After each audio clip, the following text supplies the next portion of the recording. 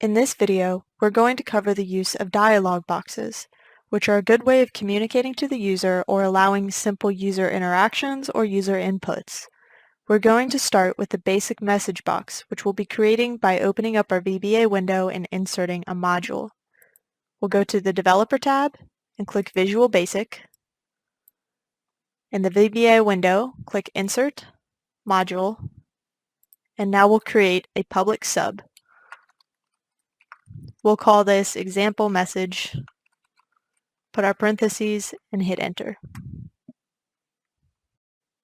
Now, the terminology associated with a basic message box is MsgBox for message box. So we'll type that and hit space. You should see a yellow bar pop up below your mouse. These are all of the inputs that the function MsgBox is set up to accept. Not all of these available inputs are required for every type of function you might use in VBA. You can look up all of the functions and terms in the Object Browser library or on Microsoft's help site. As an example, we can search for MsgBox in the Object Browser library by clicking on the Object Browser button and typing MsgBox into the search bar. Hit enter to search. In our search results, we see this interaction class member MsgBox, which is what we're using. Click on that and make sure MsgBox is selected as your member of interaction.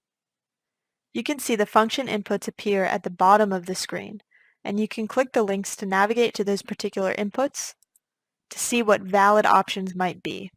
Again, this is all available through Microsoft's help site, which actually provides further examples and more clarity. For now, let's close out of the browser and we'll talk through the MsgBox inputs one by one. The first input is prompt, which is the text that will appear in the message box. We can type a little hello message here as an example, and that message should be surrounded by quotes to signify that it is text. Anytime you use text in VBA, it must have quotations around it, so the code recognizes it as a string of text and not as key VBA code words. Commas separate the function inputs, so we'll put a comma next to show that our prompt input is complete. Next is the type of buttons. If we don't type anything here, the system will just use an OK button for the message box. So we'll skip this as an example by not typing anything and just putting another comma. Next is the title, which is the text that will appear in the blue bar above the message as its title. We'll type example, again in quotations, to denote text. Help file and context link a help file for the user and are generally unused, so we'll leave those off entirely. Let's go run this macro to see what happens and what the message box we have built looks like. We'll minimize the VBA window, and in our Excel file, under macros, we'll highlight example message and click run. We see that we get a message box that says hello. It is titled example, and the only button we have is the OK button, which we'll go ahead and click to close out of the message box. Now, sometimes you might use the message box as we just did to simply communicate something to the user. This could be a message saying the code was successfully executed, a message containing a data point the user might need, or an alert message to make them aware of an error. In these cases, the user doesn't need to interact with the message other than to simply acknowledge that they read it, so the OK button will suffice. But let's say you have a question you want the user to respond to. You have a few options. The first is to change the button type of the message box.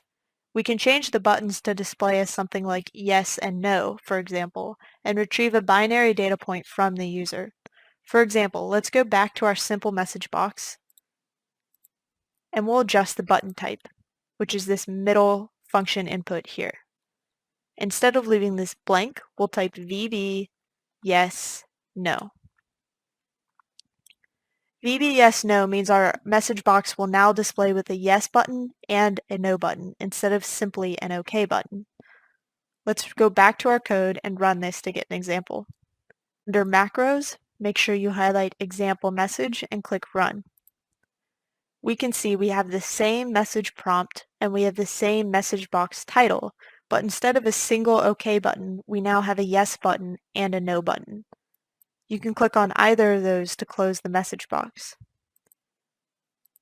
In later videos, we'll talk about if statements, which we can then use to assign a certain set of actions to whether the user presses yes or no.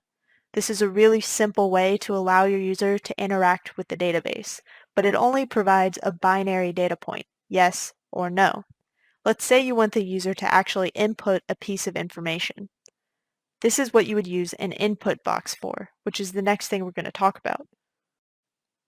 An input box takes a piece of information that the user types and provides and stores it in a variable that you predetermine. As an example, let's create a variable by declaring a variable we'll call ex, and we'll say this variable is a string, which means text. Now to assign a value to this variable, we'll type ex equals, and instead of typing our usual piece of text surrounded by quotes, we're instead going to type input box, and then an open parentheses. Now we can see that this has very similar inputs to the message box. It's going to display very similarly to the message box. So as our prompt, we'll say, in quotes, what is your favorite color? For the title, we'll say color. And for now, we can ignore the rest of these options. They mainly have to do with the positioning of the box on the screen. So we'll allow the box to pop up in the center of the screen or wherever it likes. So we'll hit close parentheses to close our input box. Now after the input box runs, we'll have a value stored in our ex variable.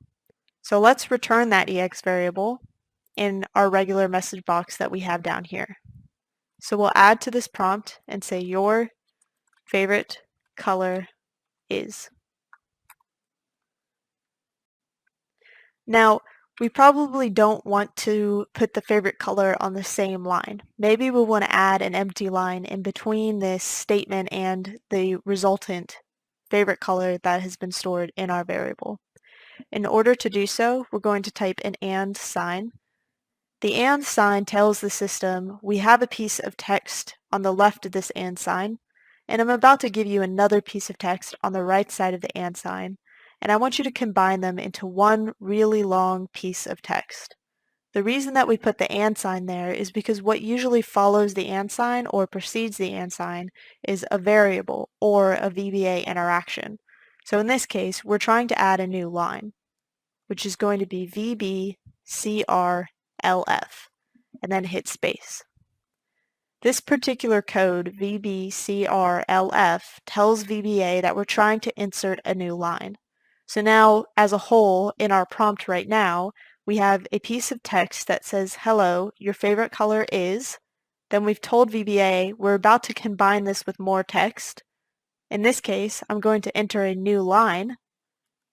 I'll use the and sign again. Let's enter one more new line just so we can really see the effect. And sign again. So VBA still knows I'm still stringing together text because I keep using these and signs. And then we're going to type ex, which is the variable that we've created up here that should have the value of the favorite color. Go ahead and jump out of that message box, and we can see everything is capitalized, nothing has turned red, so this seems to be the correct code that we need. Let's go ahead and run this, and we'll get an example of how this works. Minimize your VBA window, go to macros, and run the example macros one more time. We see we have this input box. It's asking, what is your favorite color? And it's titled color. In this case, I'll say my favorite color is blue and click OK. Now I get my example message box, which says, hello, your favorite color is, new line once, new line twice, and then the favorite color that I just inputted, blue. And again, my title is still example, my buttons are still yes and no because that's what I've preset the message box to be, but now we have a better understanding of how to create message boxes, how to string together text, and how to use input boxes for simple user interaction. The last thing we're going to talk about are alert messages in Excel and how we can turn them off. Now, we've seen that it can be really helpful to build display boxes and message boxes to help communicate with the user. Excel has some of its own internal message boxes and display alerts that it'll give the user when it's trying to do something like save a file. When you try to save a file in the background in the VBA code, Excel might prompt the user with a message box asking whether or not the user really wants to save. It can be frustrating when you're trying to automate a process and you continue to get pop-up messages from Excel itself. There is a way to turn off these alert messages, and that's what we're going to talk about. If we open up our VBA window and go up to the top of our code here, we're going to type application.displayAlerts equals false. Now let's break this down for a second. Application tells VBA that we're dealing with the Excel application, specifically this file that we have open. The dot moves one level further into the options that we can apply to that application.